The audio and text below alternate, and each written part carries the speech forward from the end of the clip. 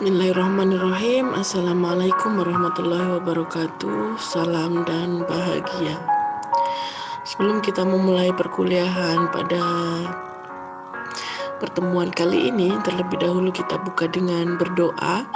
Berdoa disilahkan.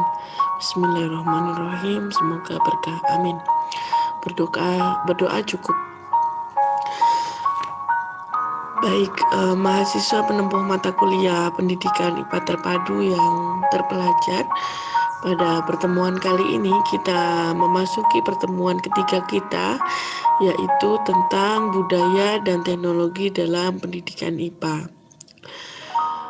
Sebelum kita membahas tentang materi tersebut, terlebih dahulu kita membahas materi kita yang sudah kita pelajari dua pertemuan sebelumnya, yaitu tentang hakikat IPA dan pendidikan IPA serta prinsip ajaran taman siswa dalam pembelajaran IPA.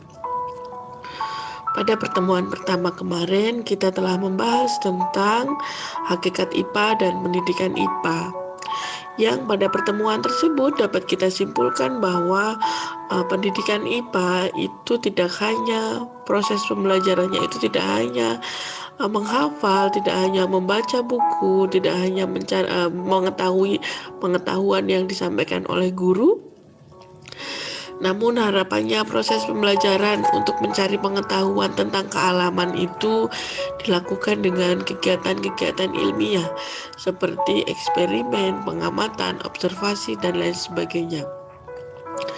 Sehingga dapat kita simpulkan bahwa melalui kegiatan perkuliahan pendidikan IPA terpadu ini, semua pemikiran dari teman-teman calon guru ini sudah merubah mindset yang tidak lagi melakukan pembelajaran seperti yang kita sebutkan dengan pembelajaran konvensional, tetapi pembelajaran yang dilakukan harapannya bisa mengaktifkan siswa, bisa diintegrasikan dengan eksperimen yang bertujuan untuk membuktikan suatu teori, kemudian bisa dilakukan hal-hal yang nantinya akan menemukan sesuatu hal yang baru.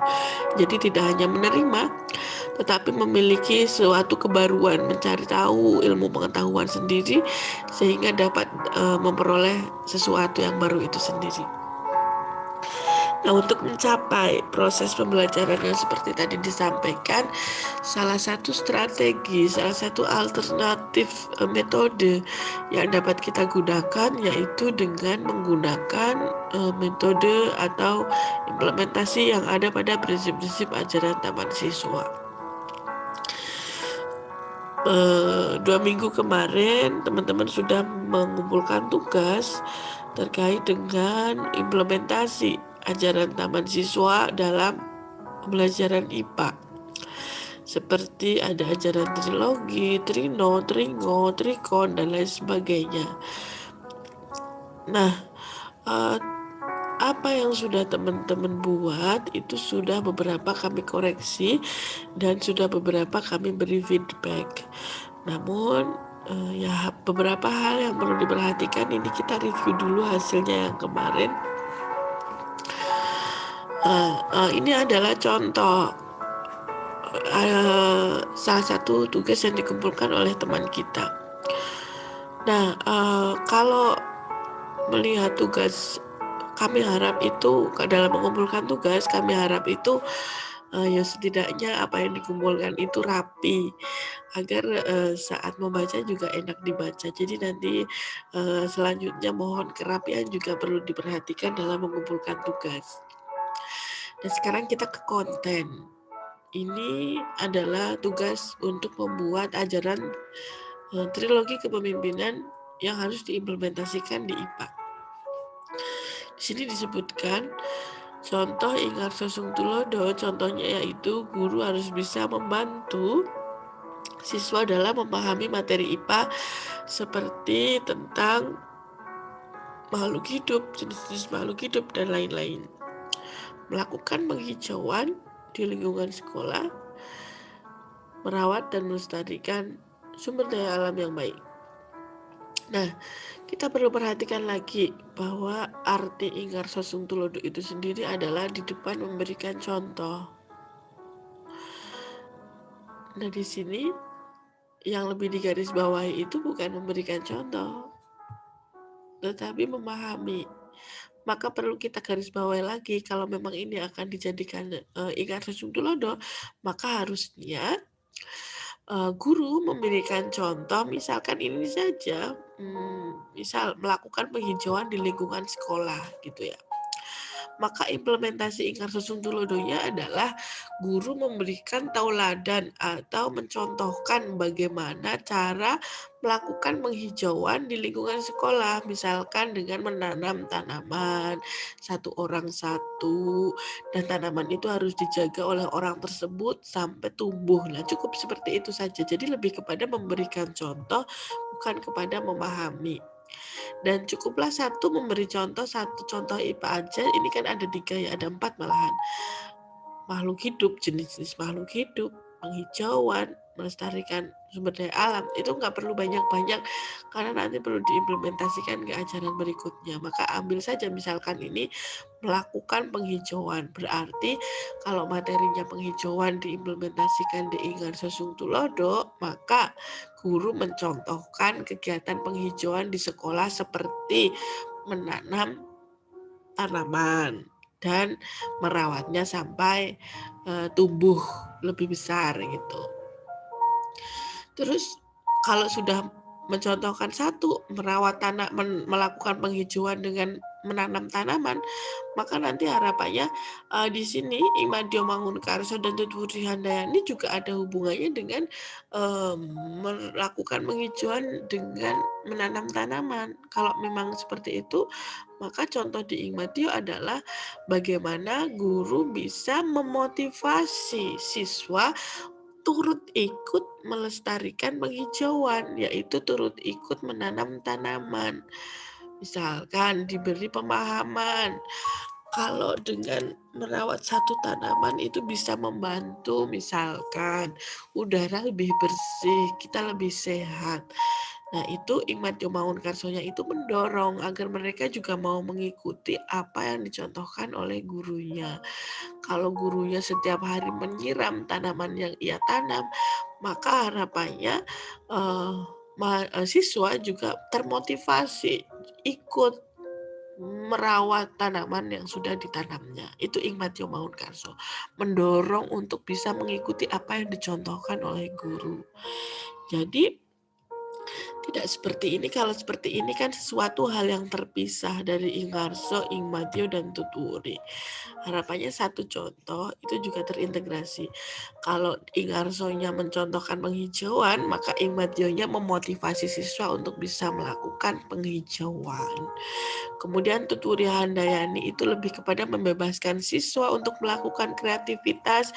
Jika di luar wewenangnya maka harus diingatkan. Maka misalkan di Tuturi Handayani guru membebaskan siswa boleh boleh nanam tanaman apa saja dan di mana saja, yang penting di situ tempatnya sesuai. Nah, bebas, silahkan. Tetapi kebebasan itu ada aturannya, misalkan boleh nanam tanaman di mana saja, tetapi dengan keterangan tidak mengganggu jalan dan lain sebagainya. Maka kalau misal ada yang nanam di tengah gerbang, ya pastinya diingatkan nggak boleh lah. Itu wujud Tuturi Handayani. Dia diberi kebebasan kreativitas, boleh nanam tanaman apa saja, boleh nanam di mana saja, tetapi dalam keterangan yang penting tidak mengganggu jalan, kemudian tidak mengganggu akses yang lainnya dan lain sebagainya. Itu contohnya.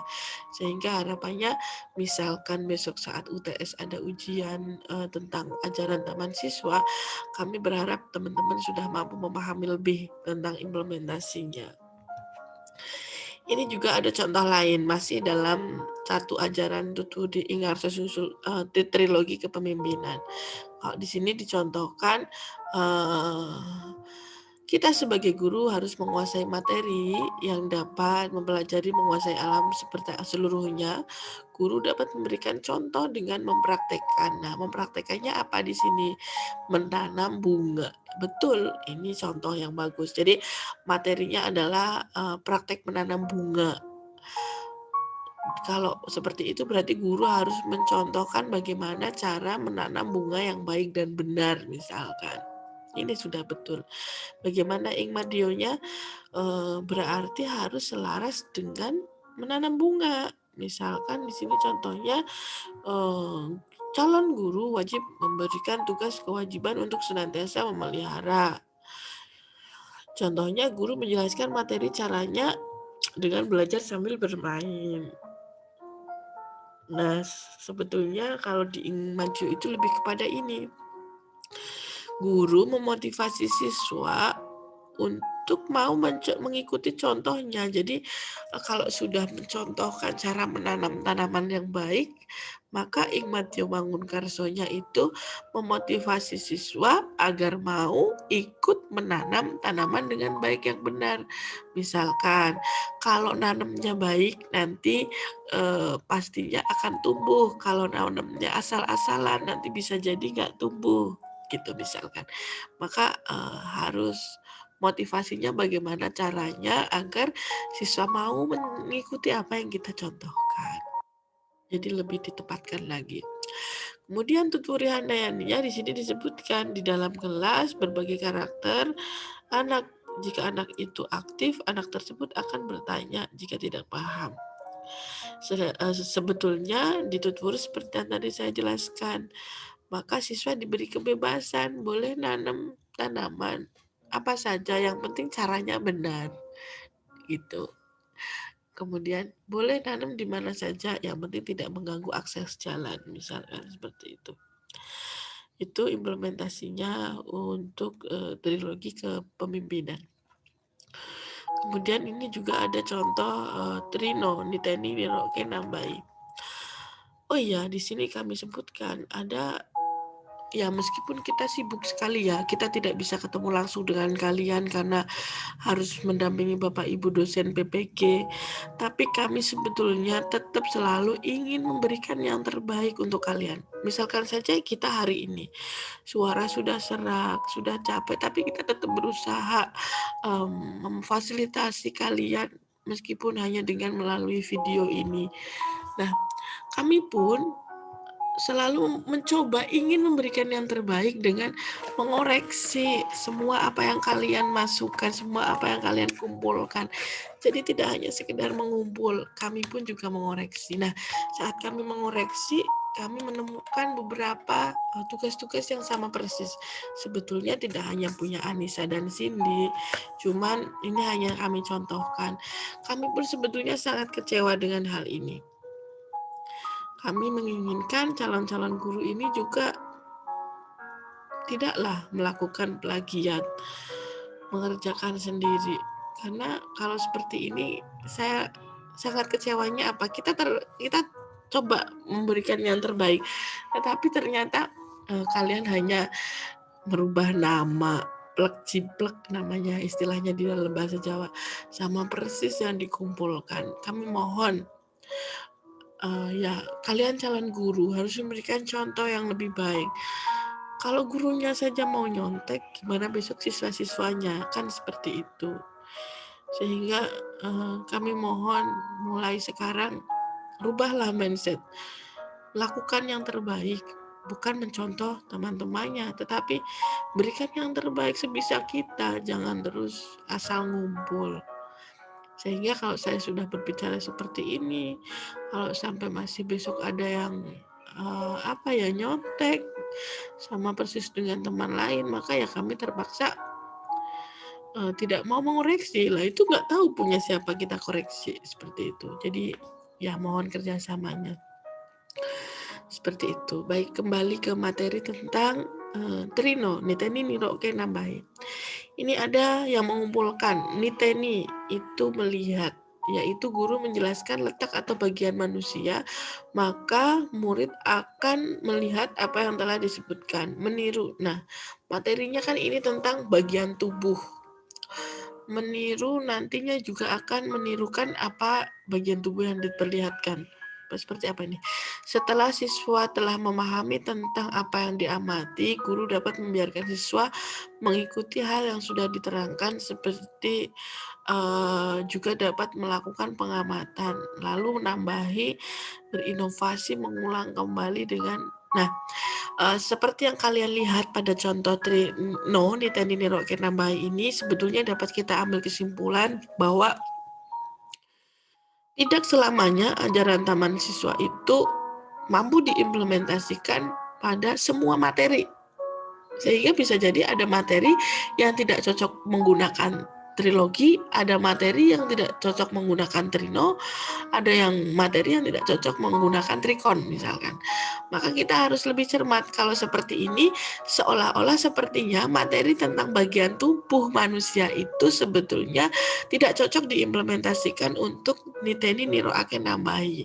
Maka sebetulnya Niteni Niro Ake Nambahi akan lebih cocok digunakan jika kita sedang mengajar materi-materi yang berbasis eksperimen. Misalkan kita akan bereksperimen tentang membuat poster ajakan untuk menggunakan masker misalkan. Anak-anak belum tahu apa itu poster, bagaimana cara membuat poster, itu mereka belum tahu. Maka guru mencontohkan. Saat guru mencontohkan, maka siswa niteni seperti apa sih poster, bagaimana cara membuatnya. Setelah itu baru mereka meniru membuat poster dan menambahi. Berikan kebebasan mereka, silakan boleh membuat poster, tidak hanya ajakan menggunakan masker, tapi bisa nambahi membuat poster dengan ajakan cuci tangan, ajakan jaga jarak, dan lain sebagainya. Itu contoh Niteni Niroke Nambahi. Jadi pastikan teori itu bisa diimplementasikan pada salah satu ajaran, karena tidak selamanya semua teori atau semua ajaran itu sama atau dapat diimplementasikan di semua materi, itu tidak selamanya. Ini contoh implementasi ngerti ngrosong lakoni dalam materi rangka manusia. Misalkan guru memberikan penjelasan tentang ini kan apa kami bilang, ini juga sama. Nih, letak bagian tubuhan. Letak bagian tubuh manusia. Ini letak bagian tubuh manusia. Ini dua orang yang sama mengirimkannya sama persis. Jadi, aduh, ini sama. Nah, seperti inilah yang kadang kita gimana ya dalam mengoreksi itu, ya sedikit kecewa lah seperti itu. Ini contoh juga implementasi neng ning nung nang. Nah, neng ning nung nang itu juga tidak selamanya cocok untuk salah satu materi. Semua tidak cocok untuk semua materi yang ada. Neng ning nung nang itu akan cocok jika kita gunakan dalam proses pembelajaran secara keseluruhan. Nah, ini contohnya sepertinya Olimpiade ya. Nah, boleh misalkan dalam akan melakukan Olimpiade IPA, maka kita harus mengajarkan kepada anak didik kita terlebih dahulu untuk neng. Neng yaitu meneng. Meneng itu diam. Misalkan ketika anak sekolah dasar mengikuti Olimpiade IPA, kita harus bisa rileks. Yang harus rileks itu harusnya sebetulnya siswanya, bukan gurunya. Biarkan dia rileks, tenang, jangan gugup. Yang rileks itu siswanya ya, jangan gurunya. Kemudian saat dia meneng, maka pikiran dia akan mening, pikiran dia akan jernih. Kalau pikiran dia akan jernih, dia akan bisa berpikir nanti saat ujian itu, saat melakukan Olimpiade itu, idenya cemerlang misalkan. Betul sudah mencontohkan. Nanti kalau sudah menang, tenang, maka pemikirannya akan jernih. Nanti dia bisa berpikir jernih. Ini udah tahu contohnya, tidak mencontek, tidak melakukan kecurangan. Saat melakukan Olimpiade itu bisa dilakukan dengan baik. Kalau sudah menang, sudah winning, maka dia akan menjadi seseorang yang hanung. Hanung itu kuat. Jadi percaya diri, mengerjakan soal-soal olimpiade dengan percaya diri sendiri dengan bagus. Nah, setelah neng ning nung nang, itu nang adalah menang. Menang atau wenang, itu berarti dia sudah menang. Sudah bisa memberikan yang terbaik dalam olimpiade itu sehingga usahanya juga yang terbaik. Kalau sudah usaha terbaik maka hasilnya juga akan baik karena usaha tidak akan mengkhianati hasil. Nah, itu contoh implementasi neng ning nung nang. Ini kurang tepatnya yang di belakangnya. Nang ya, wenang itu nang. Kemudian tripantangan. Tripantangan juga kemarin ada yang kesusahan, tapi tidak selamanya juga ajaran bisa digunakan di tripantangan. Nah, misalkan tripantangan bisa digunakan saat eksperimen, misalkan dalam melakukan eksperimen meskipun kita siswa kita sebagai ketua, maka kita tidak boleh menyalahkan kekuasaan. Saat eksperimen jangan membuat data yang tidak valid, misalkan. Tidak boleh menyalahgunakan keuangan. Kalau ada iuran maka harus disampaikan dengan benar. Kemudian tidak boleh melanggar asusila. Itu maksudnya eksperimen-eksperimen yang digunakan itu harus sesuai dengan langkah-langkahnya. Jangan kemudian disalahgunakan dengan menggunakan hal-hal yang melanggar asusila. Itu misalkan contohnya. Nah, itu dari pemaparan saya tentang konfirmasi tentang ajaran taman siswa dan konfirmasi permohonan kami dalam mengerjakan kerjakan dengan kemampuan sendiri gitu. Sekarang kita masuk ke materi kita yang ketiga, yaitu tentang budaya dan teknologi dalam pendidikan IPA. Baik, apa yang kalian ketahui saat melihat judul ini? Apa yang dimaksud dengan budaya? Dan apa artinya teknologi? Itu yang akan kita bahas pada pertemuan kali ini. Nah, budaya itu sendiri adalah kebiasaan yang dilakukan oleh suatu kelompok atau komunitas yang diwariskan dari generasi ke generasi. Kebiasaan yang selalu digunakan, misalkan kebiasaan yang ditanamkan oleh suatu keluarga, misalkan budaya bersih-bersih, budaya kerjasama, budaya misalkan di rumah itu menghormati orang tua. Itu diturunkan dari generasi ke generasi. Kakaknya juga harus menghormati, adiknya juga harus menghormati, sampai kepada besok misalkan punya cucu gitu juga harus menghormati simbahnya dan lain sebagainya. Itu contoh budaya yang ada diwariskan di keluarga. Jadi pokoknya kebiasaan yang dilakukan dari generasi ke generasi dan harapannya itu harus terimplementasi dengan baik.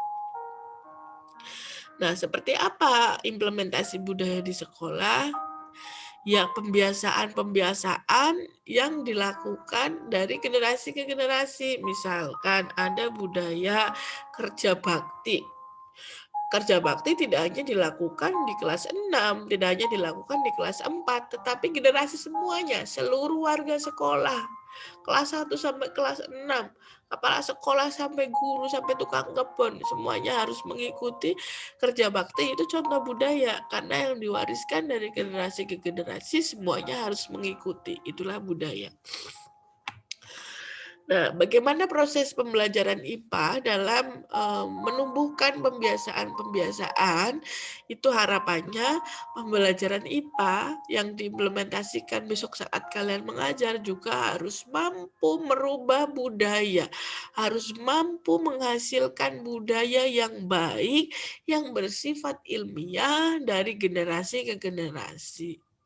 Budaya apa saja yang dapat kita tanamkan melalui pembelajaran IPA, misalkan saja adalah budaya dalam literasi ilmiah. Misalkan seperti yang tadi saya sampaikan, jangan membiasakan anak mencontek. Kalau mau seperti itu, gurunya juga jangan mencontek. Calon gurunya juga berlatih jangan mencontek. Bagaimana caranya?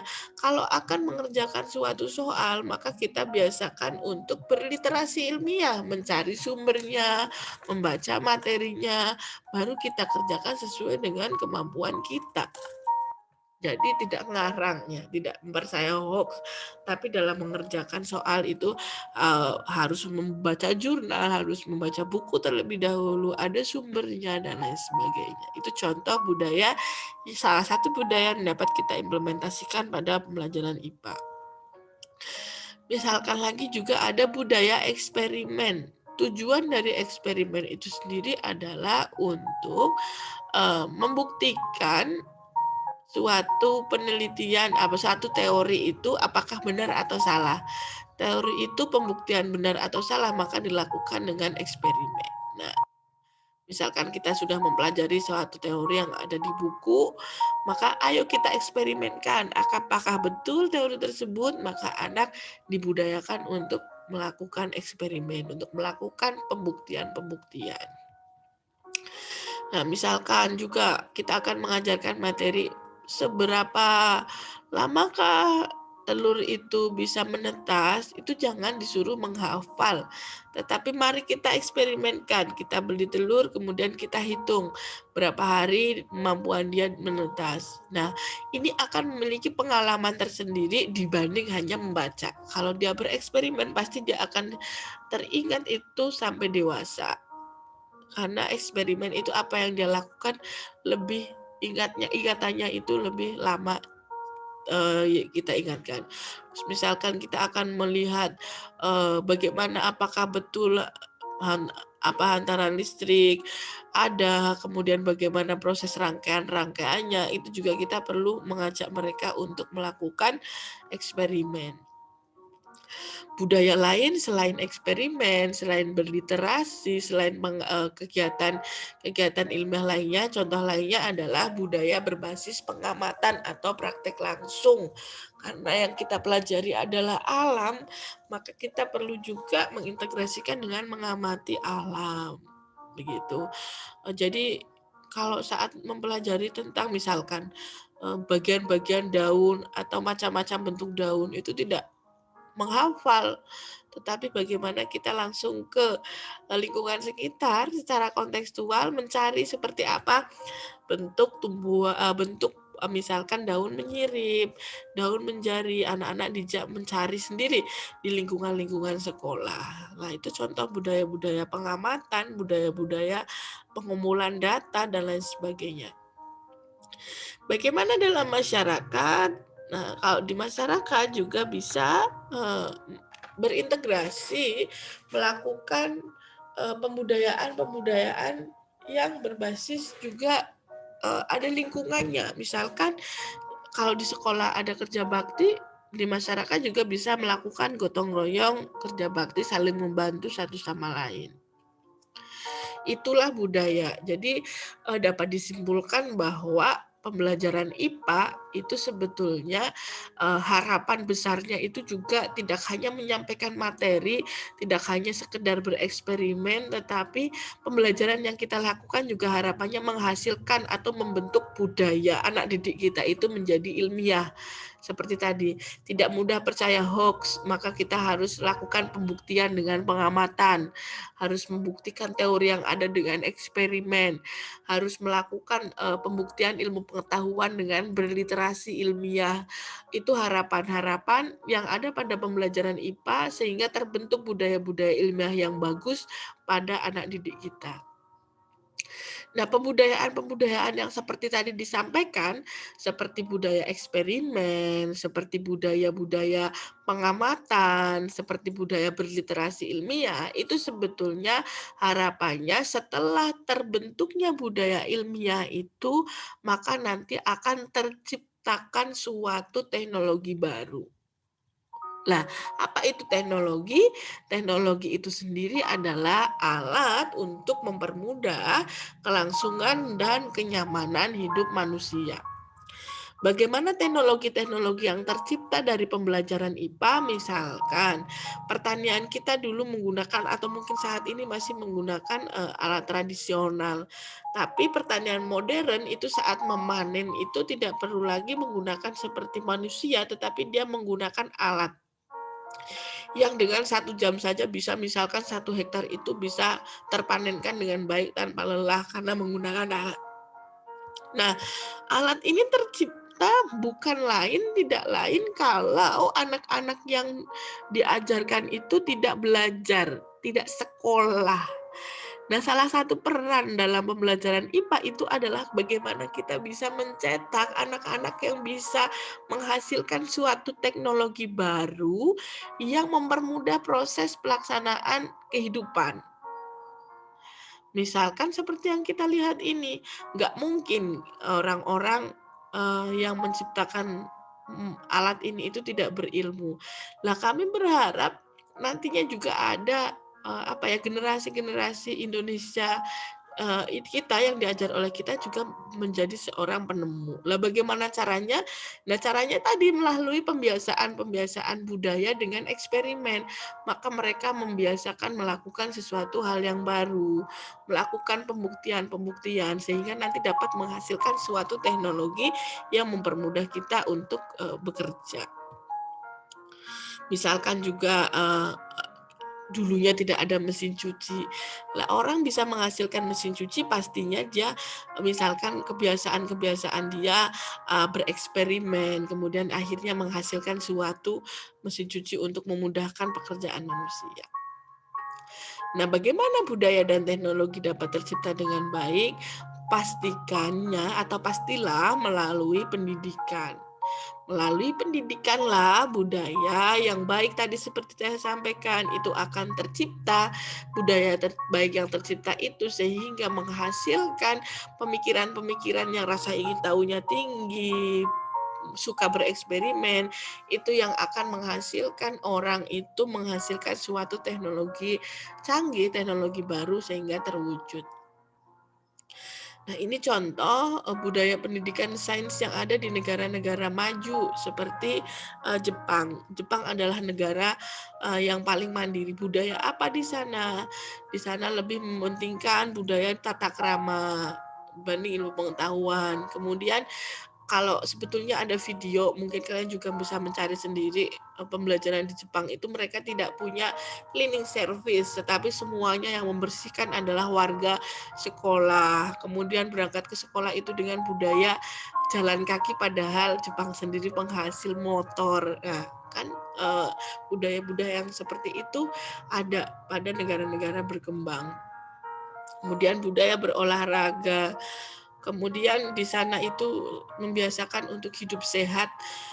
Makanan itu sudah tersediakan di sekolah dan pastinya itu terjamin ya kebersihan dan gizinya. Seketat itu tingkat kehadiran siswanya saja sudah 99,99% gitu. Nah, bagaimana pendidikan kita? Sebetulnya kurikulum 2013 telah mencoba melakukan perbaikan-perbaikan dalam pembelajaran IPA. Pemerintah sudah mengajak guru-guru untuk melakukan proses pembelajaran yang lebih inovatif, misalkan seperti pada Permendikbud nomor 21 tahun 2016 disebutkan bahwa keterampilan sikap, kalau kita akan menghasilkan sikap yang baik, maka proses pembelajarannya harus dilakukan, ini di sini disebutkan melalui kegiatan mengamati, menanya, mencoba, menalar, menyajikan, dan mencipta. Jadi ini kegiatan-kegiatan yang harapannya pada pembelajaran itu diimplementasikan. Kemudian pada Permendikbud nomor 22 tahun 2016, pemerintah juga sudah mengajak guru untuk melakukan proses pembelajaran yang inovatif, interaktif, menantang, dan memotivasi peserta didik untuk bisa kreatif, mandiri, sesuai dengan bakat dan minatnya. Itu juga sudah disuruh oleh pemerintah, sehingga tinggal gurunya dan calon gurunya kita ini benar-benar siap dan mengimplementasikan peraturan yang sudah disampaikan oleh pemerintah. Permendikbud nomor 22 tadi juga menyampaikan pembelajarannya harus menjadikan siswa itu mencari tahu, kemudian menggunakan berbagai macam sumber belajar, kemudian di sini keterampilan fisik, kemudian melakukan pembelajaran berbasis IT dan lain sebagainya itu sebetulnya sudah diatur oleh pemerintah. Pembelajarannya, karakteristiknya juga sudah disuruh di sini disebutkan harus menggunakan pendekatan saintifik, harus menggunakan model pembelajaran discovery, model pembelajaran inquiry atau berbasis penemuan, ada juga model pembelajaran berbasis masalah atau project based learning. Yang intinya model-model ini mengajak siswa untuk melakukan kreativitas. Jadi mereka itu biarlah berkreativitas sendiri, kemudian melakukan eksperimen-eksperimen, guru lebih kepada memotivasi. Nah, ini contoh beberapa siswa Indonesia yang memiliki kemampuan-kemampuan kreativitas dalam bidang teknologi. Misalkan ini ada siswa kelas berapa ini? 6, 7, 8 umur 14 tahun, dia itu mampu mengharumkan nama Indonesia dengan memiliki prestasi menghasilkan karya seperti sepatu listrik anti pelecehan seksual. Nah, si Hibar ini pastinya tidak akan memiliki kreativitas menghasilkan sepatu listrik anti pelecehan seksual jika dalam lingkungannya, entah keluarga, entah sekolah, entah masyarakatnya memotivasi dia untuk melakukan kreativitas. Pastinya ada dukungan-dukungan dari guru, dukungan-dukungan dari keluarga, dan aspek-aspek lainnya. Ini juga ada Agasa Karif Ratam, itu dia umur 15 tahun. Nah, umur 15 tahun ini dia sudah ini termasuk cucu Presiden B.J. Habibie ya, tetapi jangan selalu terus menyalahkan, iya anak B.J. Habibie, cucu B.J. Habibie lah. Kita cucu siapa juga nggak bisa apa-apa, misalkan seperti itu. Tetapi kalau tidak ada gen pun itu tidak selamanya mempengaruhi kreativitas, tetapi usaha-usaha pembiasaan itulah yang sebetulnya menjadikan seseorang itu bisa menjadikan lebih cemerlang atau lebih cerdas. Nah, Ratam ini 15 tahun dia sudah mengharumkan nama baik Indonesia dengan mengikuti Primary Mathematics Word Contest di Hong Kong, dan dia merengkuh medali emas kategori tim dan perak kategori individu. Dia bisa melakukan seperti itu juga pasti adanya treatment dari entah sekolah, entah keluarga, entah masyarakat yang menjadikan dia memiliki kemampuan dalam berolimpiade tingkat dunia. Ini juga ada seseorang berumur 12 tahun dan adiknya berumur 6 tahun, itu dia sudah bisa membuat karya game yang berbasis edukatif. Nah, ini gamenya namanya My Mom's Mobile Phone is My Sister Tutor. Jadi karena sering menggunakan HP, khawatirnya HP-nya tidak digunakan dengan baik, maka dia membuat aplikasi game edukatif yang bisa menjadikan adiknya ini senang bermain kalau tidak ada ibunya, jadi tempat belajar untuk adiknya gitu.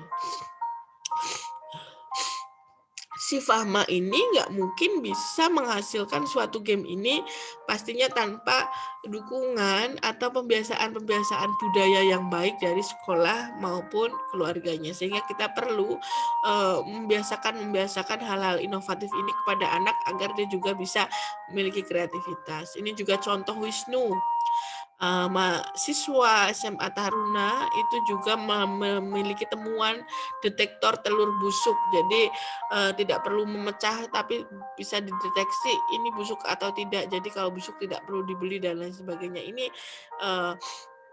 juga bisa dihasilkan oleh seseorang yang SMA. Lah dia pastinya juga ada memiliki ketertarikan dalam membuat detektor ini, mungkin ada juga pengaruh dari guru-guru SD-nya, SMP-nya, dan SMA-nya yang saling mendukung. Sehingga pembiasaan itulah yang perlu kita tanamkan dalam pendidikan yang kita lakukan. Nah, sekian teman-teman penjelasan kami tentang budaya dan teknologi dalam pendidikan IPA. Dapat kita simpulkan bahwa budaya dan teknologi dalam pendidikan IPA itu saling berhubungan, yaitu pendidikan IPA memiliki peran yang sangat penting dalam menghasilkan budaya-budaya ilmiah, dan dengan budaya-budaya ilmiah itulah nanti akan tumbuh, akan timbul suatu teknologi-teknologi baru pada anak didik kita. Caranya yaitu dengan terlebih dahulu membiasakan atau membudayakan halal ilmiah, dan itu akan menghasilkan teknologi baru jika budaya-budaya ilmiah itu terbiasakan oleh siswanya. Caranya agar dapat menumbuhkannya yaitu dengan tadi seperti yang tadi disampaikan, dengan melakukan budaya eksperimen, dengan melakukan budaya observasi, pengamatan, dan lain sebagainya. Kemudian dapat memberikan contoh dan lain sebagainya. Lah ini nanti ada tugas sebagai untuk memastikan apa yang kami sampaikan itu sudah terpahami dengan baik. Silahkan dikerjakan 3 soal ini seperti biasa. Nanti silahkan kalian upload di Sipedar. Soal pertama yaitu bagaimana tadi sudah kami sampaikan ya, bagaimana hubungan antara budaya dan teknologi dalam pendidikan IPA. Kemudian bagaimana menurut kalian caranya agar pendidikan IPA itu dapat menumbuhkan budaya yang baik pada diri anak, dan budaya apa saja yang dapat tertanam melalui pendidikan IPA. Silahkan dikerjakan. Ingat, kerjakan sendiri. Tidak perlu mencontek orang lain, tidak perlu seolah-olah melihat rumput tetangga lebih indah. Sekian pemaparan dari saya, semoga bermanfaat. Silahkan, selamat belajar. Mohon maaf kesempatan kali ini belum bisa membersamai secara virtual atau web meeting, karena pada hari ini Rabu itu saya harus mengajar PPG dari setengah 8 sampai pukul 17.30 full. Jadi mohon maaf, semoga pertemuan berikutnya bisa bertemu secara virtual atau web meeting. Tetap semangat teman-teman, jaga kesehatan. Terima kasih. Wassalamualaikum warahmatullahi wabarakatuh. Salam.